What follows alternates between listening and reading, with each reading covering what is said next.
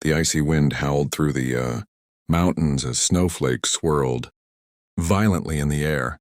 Eleanor Whitmore, a self-made millionaire known for her sharp business acumen, gripped the steering wheel of her luxury SUV tightly.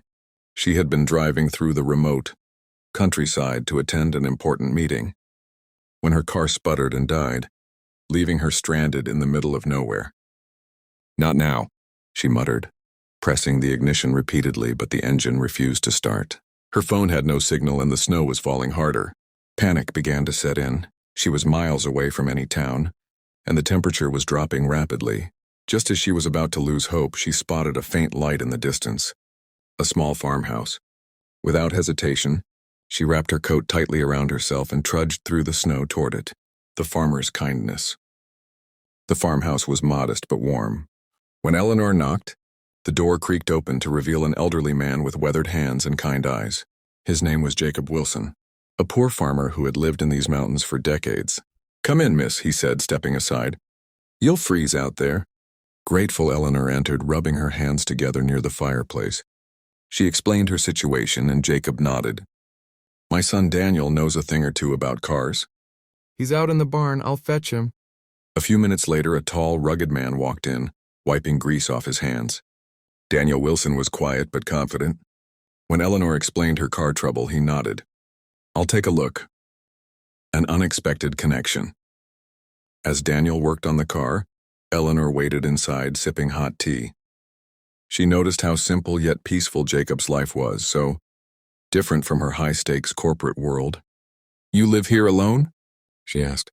"Just me and Daniel," Jacob replied. "My wife passed away years ago. The farm doesn't bring much, but it's home." Something about his humility struck her. She had spent years chasing wealth, but this man had something she lacked: contentment. Meanwhile, Daniel returned, shaking his head. "Your fuel line's frozen. It'll take a few hours to fix. You're welcome to stay till the storm passes."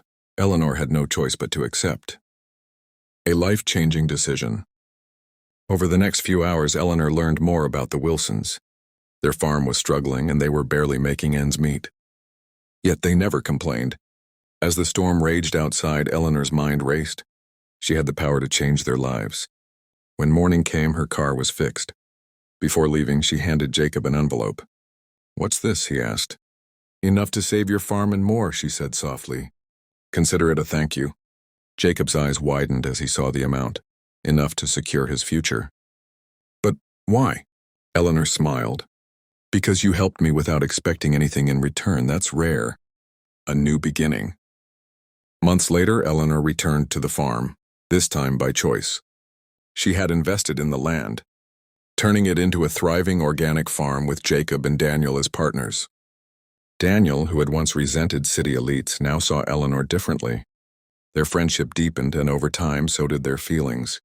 One evening, as the sun set over the now prosperous farm, Daniel took her hand.